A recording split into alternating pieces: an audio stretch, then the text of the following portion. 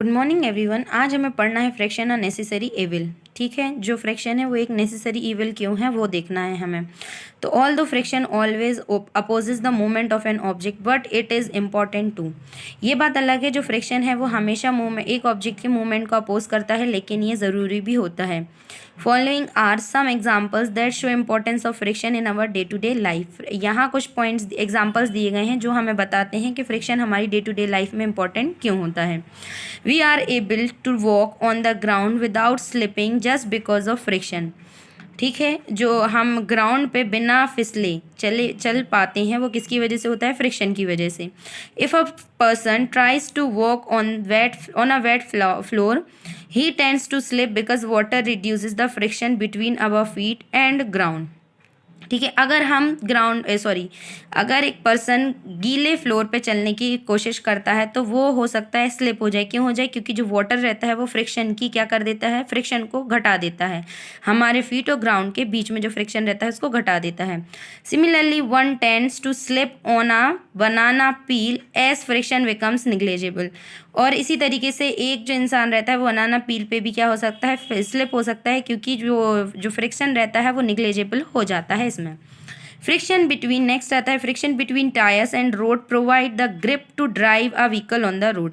ठीक है, जो फ्रिक्शन रहता है टायर और रोड के बीच में वो एक ग्रिप प्रोवाइड कराता है व्हीकल को रोड पे चलने पे। If there is no friction existed between the road surface and the tire, the car would neither be able to move nor it would be possible to steer it।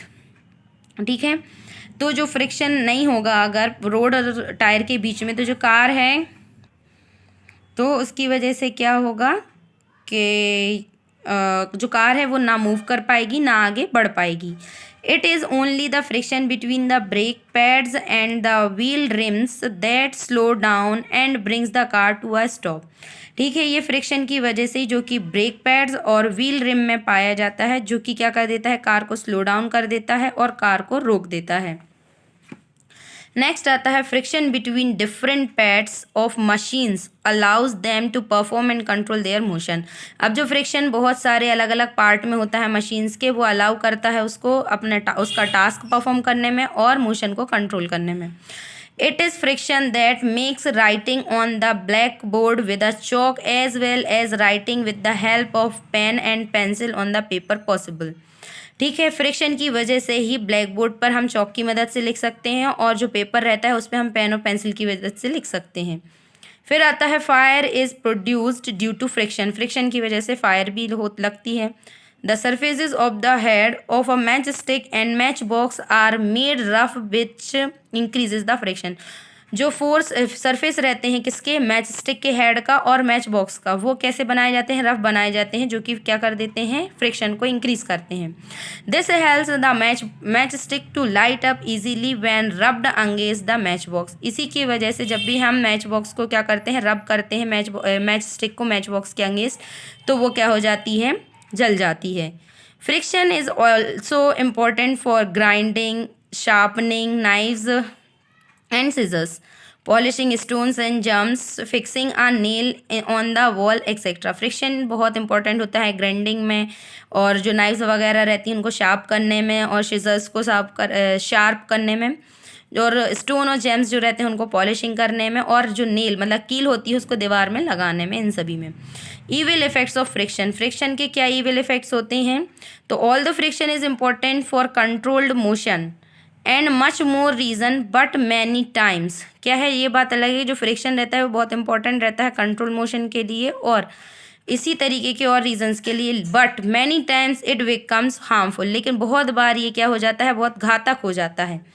क्या हो जाता है? घातक हो जाता है। Let us discuss evil effects of friction. अब हम इस ईविल इफेक्ट्स देखेंगे फ्रिक्शन के। तो फर्स्ट क्या है? Friction produces unnecessary heat which is a loss of energy. जो फ्रिक्शन होता है वो अननेसेसरी बिना मतलब की हीट प्रोड्यूस करता है, जो कि एनर्जी को लॉस करता है।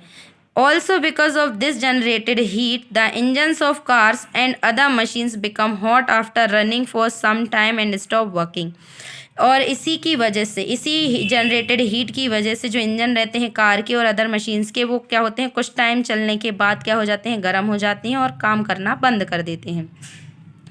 फिर है friction decreases efficiency of machines. जो एफिशिएंसी होती है मशीन की वो फ्रिक्शन डिक्रीज कर देता है। As a part of energy is lost in overcoming friction. ये क्या होता है, एक पार्ट होता है एनर्जी का जो कि लॉस्ट होता है ओवरकमिंग फ्रिक्शन में। Also due to friction various machine parts like screw, wall wears etcetera wear out.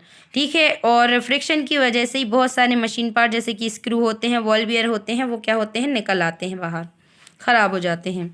Friction makes moving और sliding of heavy object difficult. जो फ्रिक्शन की वजह से जो हैवी और मूविंग हैवी ऑब्जेक्ट्स रहते हैं ना, उनको स्लाइड करना या मूव करना मुश्किल हो जाता है। A lot of energy is utilised in overcoming the friction. बहुत सारी एनर्जी रिक्वायर्ड होती है फ्रिक्शन को ओवरकम करने के लिए। Soles of shoes and slippers wear out because of friction.